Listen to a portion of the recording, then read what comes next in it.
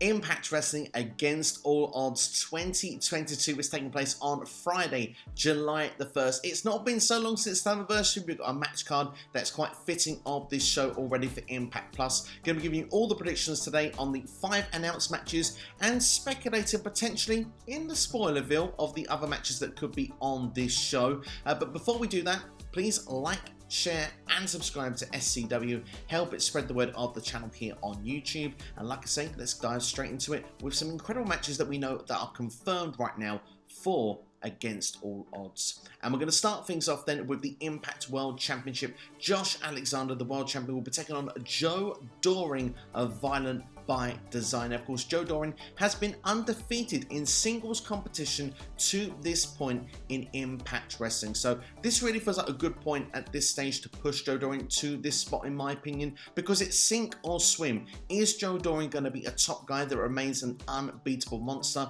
Or is he going to be someone else that is going to be losing to the top talent on occasion in Impact Wrestling going forward? Because if he's not going to be the world champion, that is the role that fits him best. And personally for me, I think that's the role that will fit Joe Doering going forward. It will be a good notch on the belt for Josh Alexander to be the one to get the first victory over Joe Doering in a one-on-one match in an Impact Wrestling ring. And of course then after that, hopefully Josh Alexander can go on to new challengers, as of course he's already taken out Eric Young from Violent by Design. He's already taken out Moose, so hopefully someone like Eddie Edwards, someone that will be quite fun as we go towards Bound for Glory, would be a fun for you to see. But in the meantime, I do see Josh Alexander being a long-term Impact World Champion. Next, let's talk about the Impact Knockouts World Championship. The brand new champion, Jordynne Grace, defending against the previous champion, Tasha Steelz. Now, of course, Jordynne Grace won this championship in Queen of the Mountain. It wasn't a one-on-one match, so of course the previous champion gets her automatic rematch clause. Now, Tasha Steelz, she was a good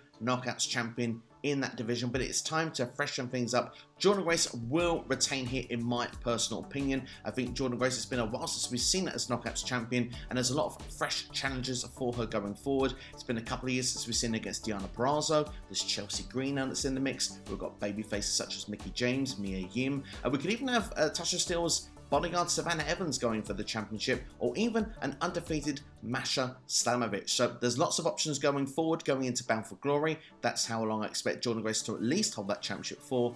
Jordynne Grace will be retaining here at Against All Odds in what I think will be a decent encounter. Now, I mentioned for the knockouts in the last match, so let's talk about during this match in a tag team match. We've got the team of Deonna Purrazzo and Chelsea Green, of course very good friends in real life as well, taking on Mickie James and Mia Yim in a match. Now, of course, this is building after Slammiversary. Who remembers that ladder spot where Chelsea Green and Deonna Purrazzo were pushed off at the same time in one of the most gruesome looking spots of the entire Queen of the Mountain match. Now, of course, Chelsea Green and Mickie James have had a bit of a personal rivalry going on. Of course, Chelsea Green and Mickie James were friends before Chelsea Green turned on her. We've had issues with Mia Yim and Deonna Purrazzo as well. So this is good. We've got a tag team match here. Fits all the narrative in one match. They can go for single programs afterwards if they'd like to. But for this one, it's interesting how it's going to play out. But for me, looking at it, it's easy to go with the baby faces. But I do think that we have a babyface knockouts champion. We need to give the heels some momentum here. I think especially if we're going to want to have some singles matches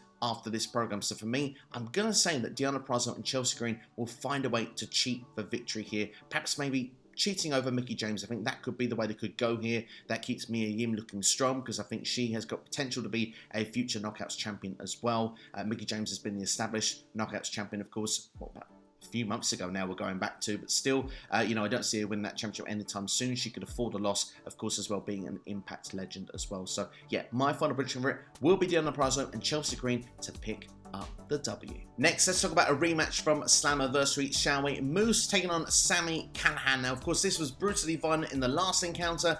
This time, they're going to up the ante even further with a TNA match original, one match that actually suits Raven as well. It is the Clockwork Orange House of Fun match. Now, I've gone through Cultaholic to get the rules of this match because, well, I haven't seen one of these before, so for that reason, I'm quite looking forward to it already. Apparently, there are no rules set for this match, usually plenty of weapons, some steel cage elements, and falls count anywhere. And the best part of all of this, Raven will be a part of this Clockwork Orange House of Fun match as well. So I'm really looking forward what is brought to the table here. How much more violent can it get?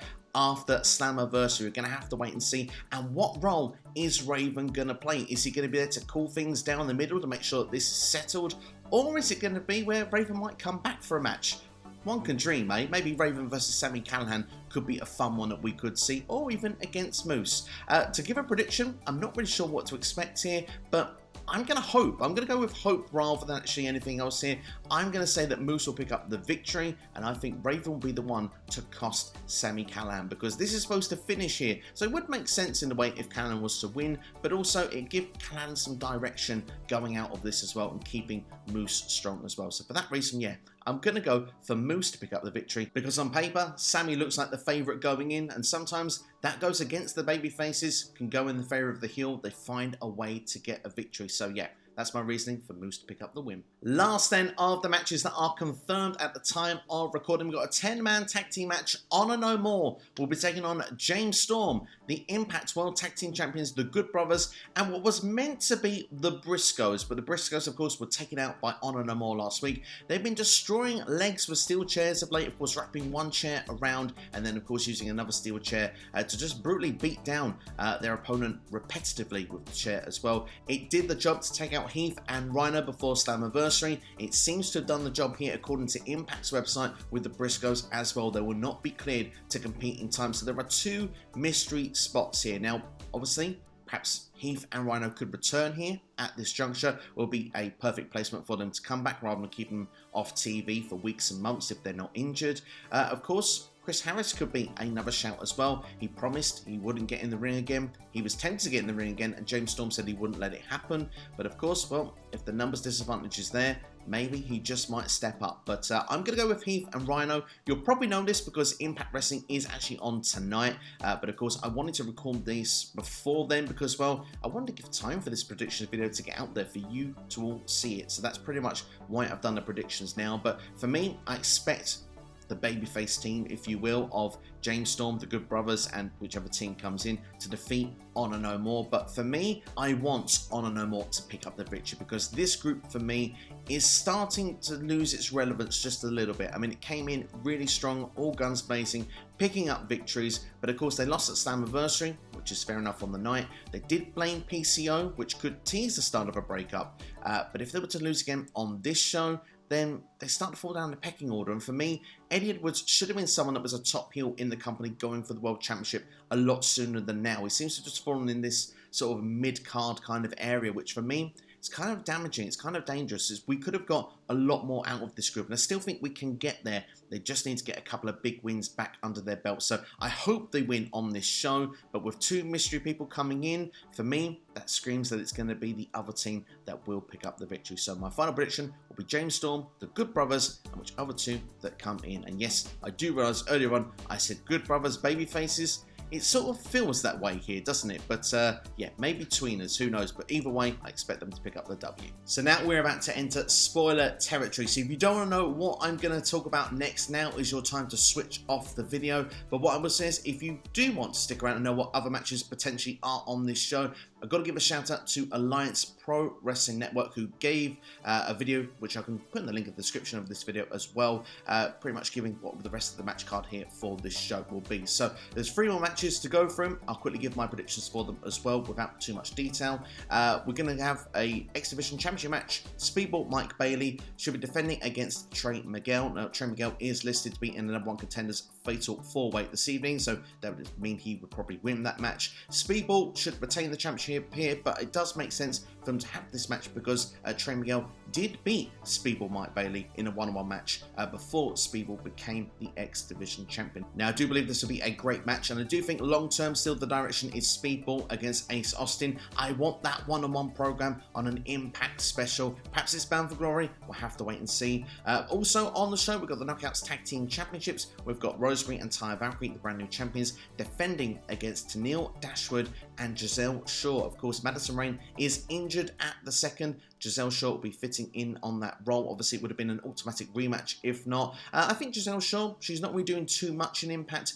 She has sort of threatened about getting a team going against Tenille and Madison previously, but aligned with them, I think could be a good fit for the Influence. So I'm excited to see what's going to be brought to the table with this, but I do expect Rosemary and Taya Valkyrie to retain those Knockouts Tag Team Championships. And last but not least, we've got the Digital Media Championship. Rich Swann going against Brian Myers one more time. I enjoyed this actually on the pre-show of Slammiversary. Seeing them do it once again here, I expect the same result, Rich Swann to retain.